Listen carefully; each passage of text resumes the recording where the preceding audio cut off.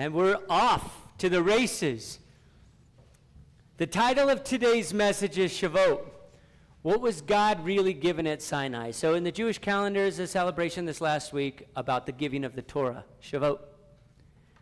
And we're going to talk about the Torah. First 5 books of the Bible. What does that have to do with us and everything else?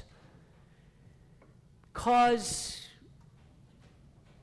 how come the Torah wasn't given during Noah's time on the ark? How come the Torah wasn't given during Abraham's time, or Isaac, or Jacob?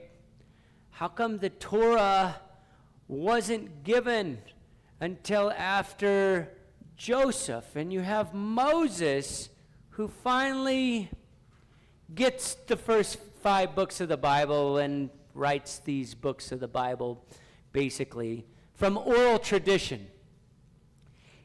How does that happen? Why so long? I want us to think about that for a second and realize that God gave people their identity before he gave them instructions. Why is that important? The Torah definitely is pivotal in a Christian faith. It's part of the first 5 books of the canonized Bible. It's part of the first 5 books of the Septuagint. It's valuable. But what is it about God wanting us to know who we are and what we do for the kingdom that took precedence over him giving us instruction and, in much cases, ritual? We talked about this Thursday night at VBS with the crew I had. We had a discussion about, there was a day when you went to the temple and you were a part of a church service and they're splashing blood on the audience. That was part of how church service was conducted. Maybe one of the only similar things we kind of have is the shofar still, or some singing, but things have changed over the years. Some of that has morphed. So I want to read Exodus chapter 19, 3 through 6. It says, "Then Moses climbed the mountain to appear before God. The Lord called him from the mountain and said, 'Give these instructions to the family of Jacob. Announce it to the descendants of Israel. You have seen what I did to the Egyptians. You know how I carried you on eagle's wings and brought you to myself.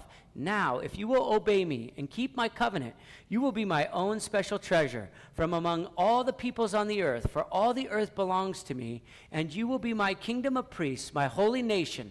This is my message that you must give to the people of Israel.'"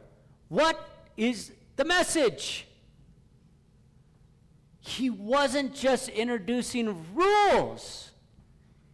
He was forming a people. He was providing identity.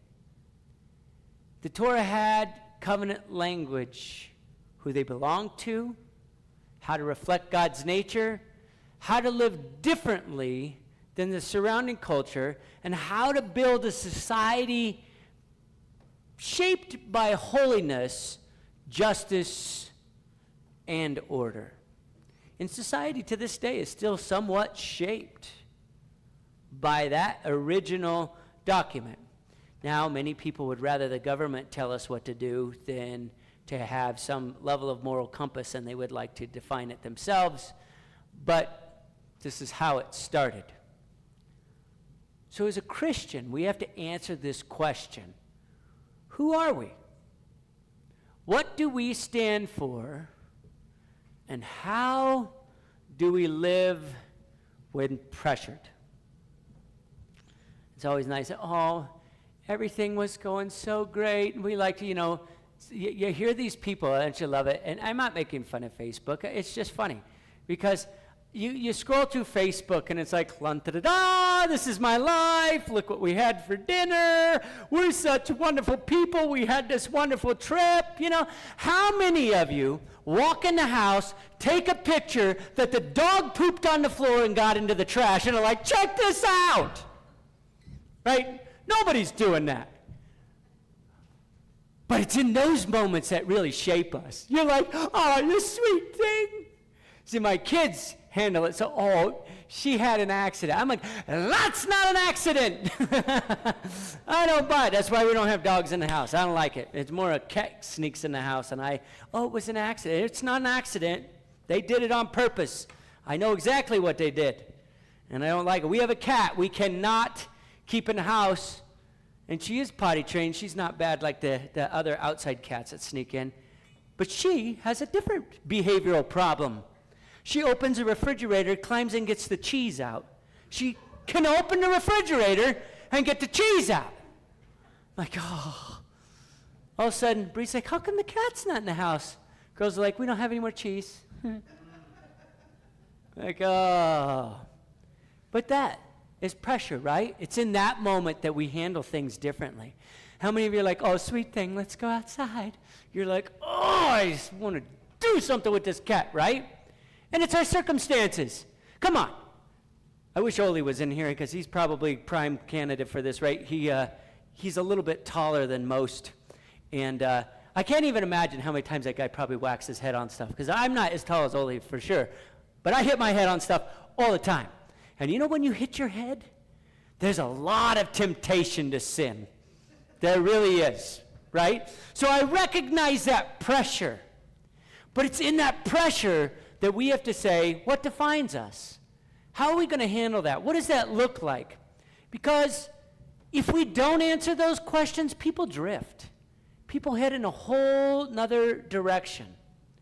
So, healthy organizations, healthy churches, healthy businesses, healthy families, and healthy ministries all require clear values, repeatable practices, visible accountability, and alignment between message and behavior.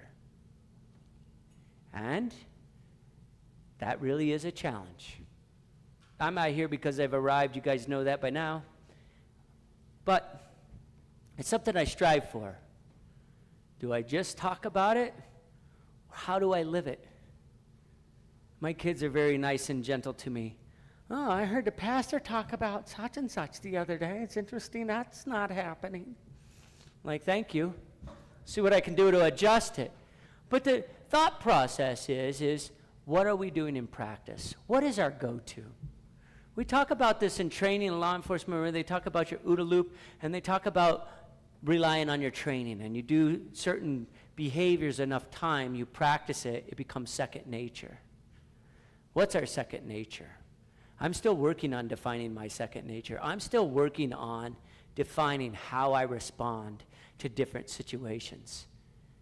It's a test for all of us, but it's a good thing.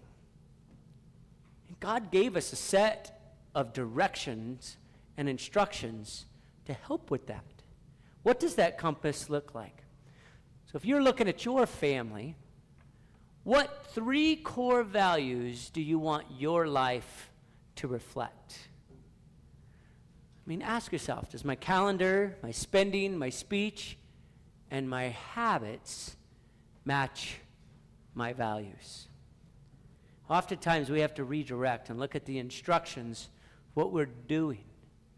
And when we're looking at our instructions in life, are we saying, I match what I say I do? If I say I'm generous, but I never give, or I'm a stingy giver, then am I really generous? If I say I'm loving, but those around me can't feel it or see it, then am I really loving? So these are all things that we want to look at, right? Because if your values aren't visible in your habits, then guess what? They're not really your values. Because your habits reflect your values. Everybody wants a calling, but